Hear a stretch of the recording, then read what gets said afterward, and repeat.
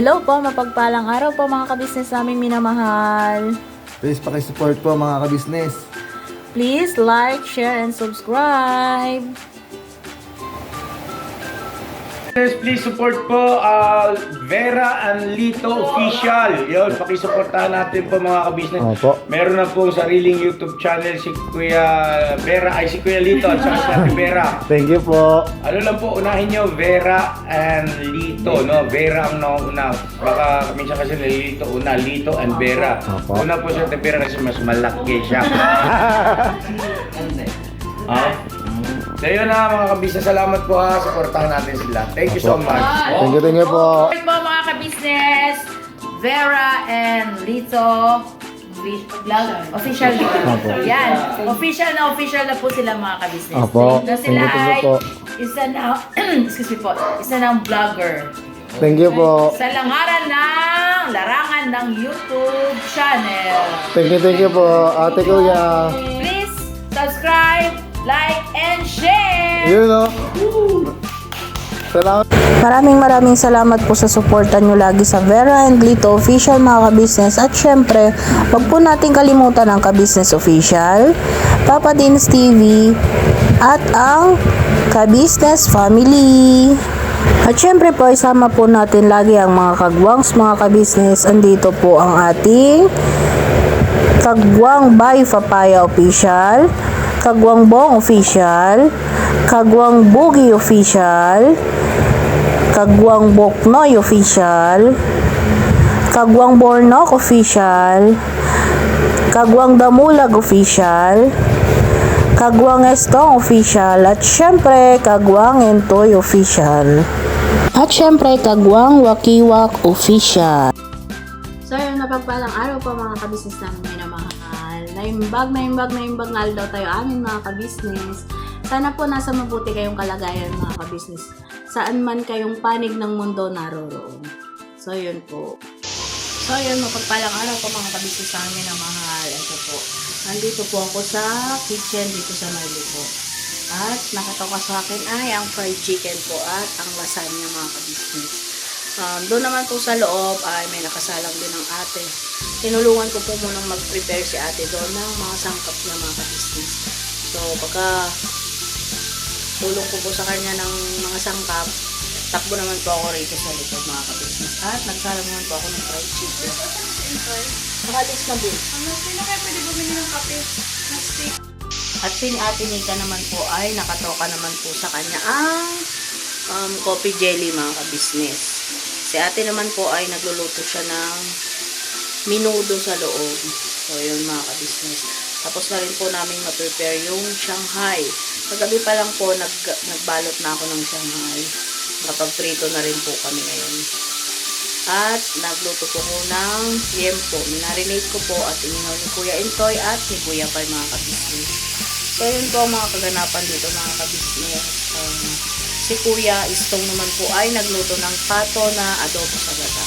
So yun po, balikan ko po kayo mamaya mga kabisnes at abangan nyo po ang mga kaganapan sa birthday ni Ate Bodang at ni Kuya Damulan.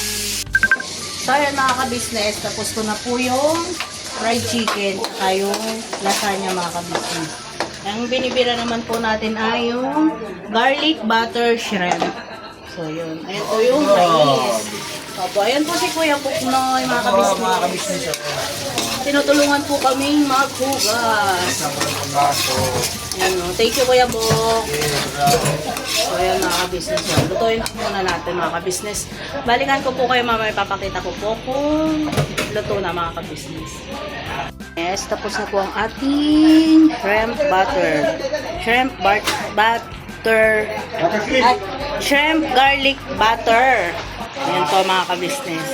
Yan. At dito naman po ay nagpapano ako ng quail egg. Gawa ng mailalagay po sa ibang putahe mga kabisnes. So, balikan ko po ulit kayo mamaya mga kabisnes. Uy, ang tagal! Yan po, mapagpalang araw po sa inyong lahat. Ngayon po ako, gusto ko lang po sabihin na gusto ko lang bumati pala kay Ate Budang. Yun po. Hello po Ate Budang, happy birthday po at Ang wish ko po sa iyo ay sana lahat ng pangarap mo po sa buhay ay makamtan mo po. At saka mag-ingat ka po palagi. At thank you po sa pagmamahal niyo po sa aming dalawa ni Vera. At yun po. Sana po wag po kayong magbabago. Ingat po kayo palagi. Yun po. Happy birthday, Ate Budang.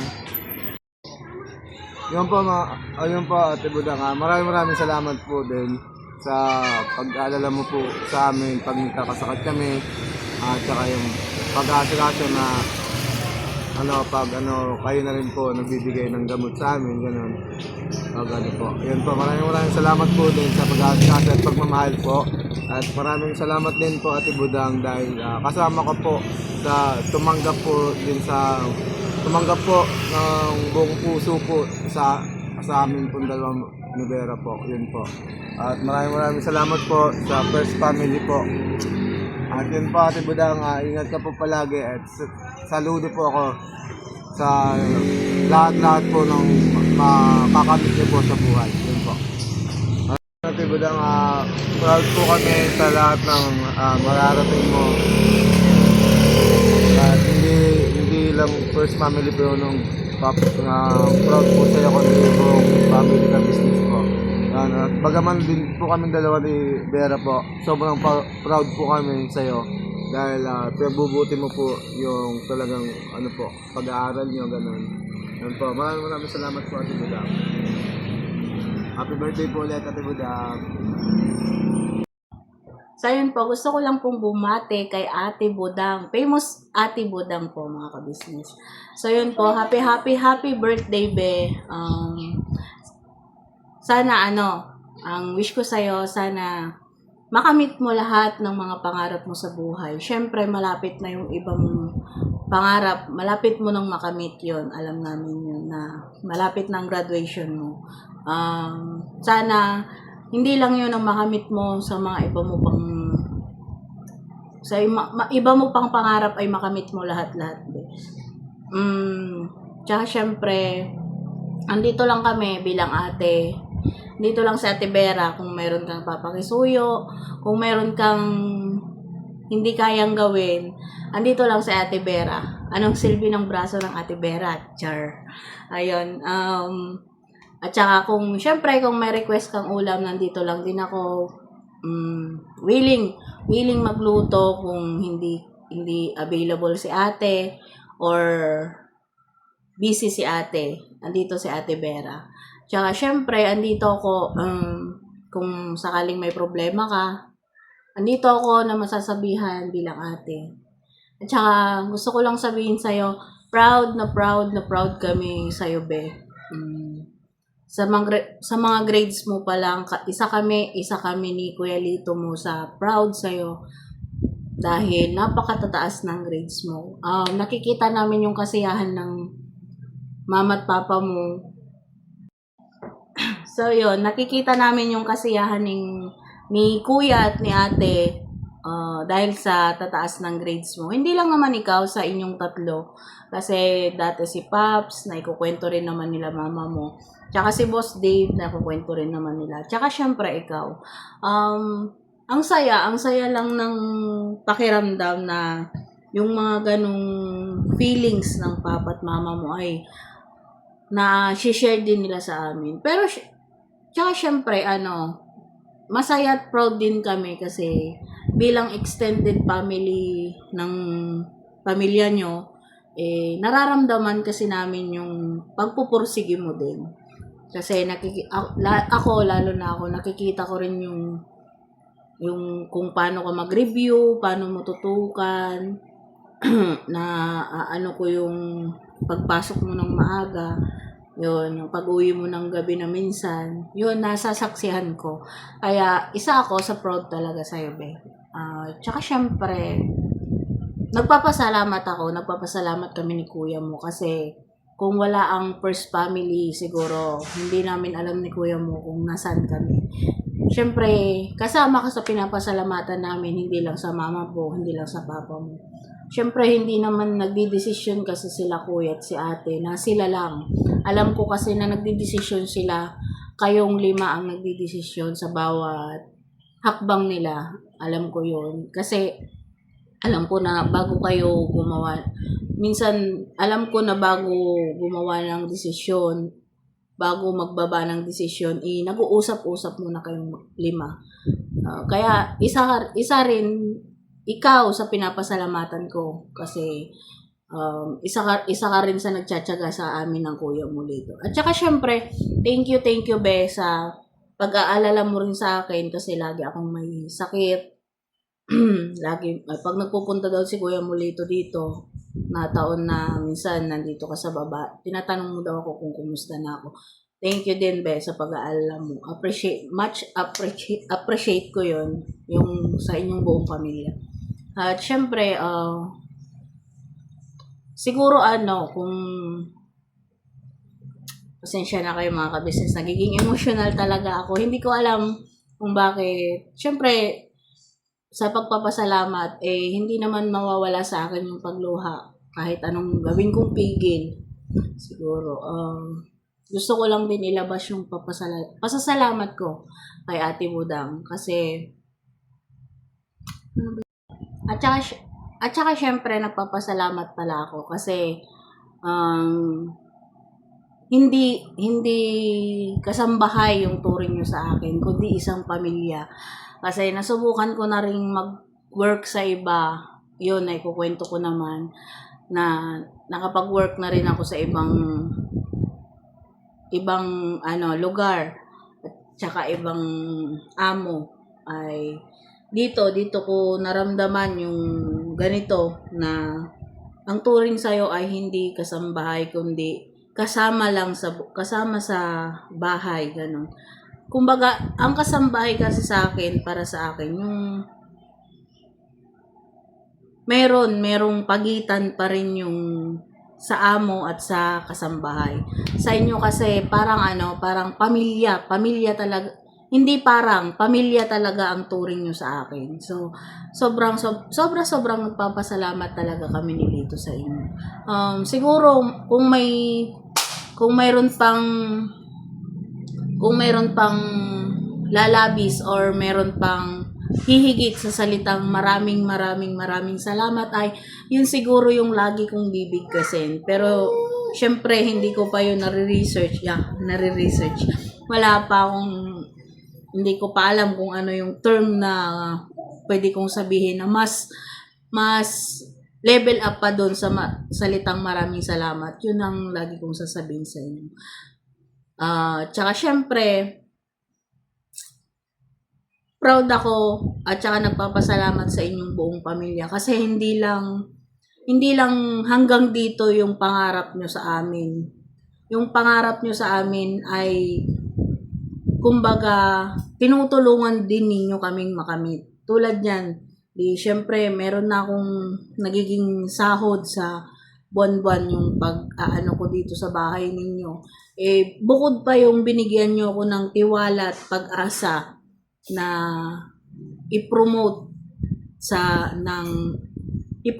yung aming YouTube channel ni Lito na kayo yung tumulong sa amin para magkaroon nito. So, maraming salamat talaga sa inyong buong pamilya. Syempre, alam ko naman na bago ninyo yun ipinaano sa amin, yung kumbaga bago ninyo kami prinomote o ano pa man ang tawag doon ay syempre alam ko nag-uusap-usap kayong 5 na magpapamilya. So maraming salamat talaga sa binibigay niyo sa amin na opportunity. Yun. Maraming salamat talaga. At syempre hindi lang 'yon sa mga opportunity, sa material na bagay, sa financial. Hindi lang 'yon, hindi lang doon kami nagpapasalamat kundi sobrang pasasalamat namin dahil kumbaga dati kasi hindi ko binibigyan ng oras or sabihin nating puro trabaho ako. Wala akong time sa pag-church, wala akong time. Although nag-church man ako noon, siguro once a month or something na ganon. Kumbaga, yun. Salamat dahil ipinaano nyo sa akin, kumbaga, ipinaintindi ninyo sa akin kung ano yung isa sa pinakamahalaga sa buhay natin bilang tao. Yun ay yung kilalanin at pahalagaan ng ating Ama. So, maraming salamat talaga sa inyong buong pamilya, first family. Siyempre, ikaw din, Ate Budang. Maraming salamat talaga sa inyo. At yun lang, siguro hanggang doon lang muna yung pasasalamat ko. Kung may hindi man po ako nabanggit, syempre, pwede ko pa namang banggitin sa mga susunod na vlogs mga kabisnes kasi alam nyo naman po ang inyong lola ay minsan ay makakalimutin na rin. Char. Yun lang po. Happy birthday ulit Ate Budang. We love you. We love you, be. Tsaka salamat. Maraming salamat sa inyo. So yun, gusto ko lang idagdag pala, pag pumapasok ka sa school, sa OGT, mag-iingat ka lagi, mag-iingat ka. Tsaka kung meron kang kailangan, kunwari, pwede naman sa akin ka mag-chat para masabi ko kila ate. Kung hindi mo makontak sila ate or sila paps. So yun, maraming salamat talaga, be. Mag-iingat ka lagi at syempre, we love you so much. So yun.